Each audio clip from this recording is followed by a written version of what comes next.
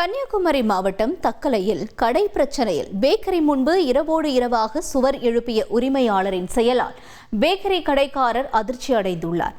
இதுகுறித்த கூடுதல் தகவல்களை எமது செய்தியாளர் சிவகுமார் வழங்கிட கேட்கலாம். சிவகுமார், வணக்கம். என்ன நிகழ்ந்தது இந்த பிரச்சனையில? முழு விவரங்கள் என்ன?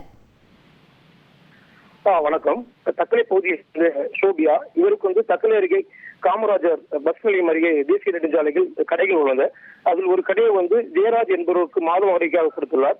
இவர் ஜெயராஜ் பேக்கரி கடை எடுத்து வந்திருந்தார். இந்த சூழ்நிலையில் சோபியா அந்த கடையை தினேஷ் விற்பனைக்காக கொடுத்துள்ளார்.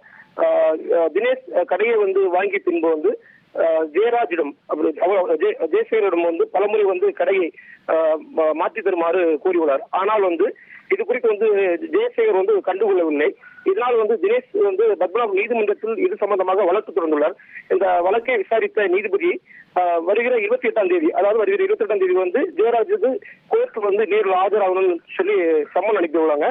இந்த சூழ்நிலையில் ஜெயசேகர் பேக்கரி கடையை திறக்க வந்துள்ளார். அதிகாலை பார்க்கும்போது கடையின் முன்பு, அதாவது கடையின் முன் பக்கம் சற்று கோலாபட்சி கற்களால் மதில் சுவர் எழுப்பப்பட்டது. இதனால் அவர் அதிர்ச்சி அடைந்துள்ளார். மேலும் இது குறித்து ஜெயசேகர் தக்கலை காவல் நிலையத்தில் புகார் அளித்துள்ளார். தற்போது போலீசார் தினேஷ், ஜெயசேகர் இரு தரப்பினரும் அழைத்து விசாரணை மேற்கொண்டு வருகின்றனர்.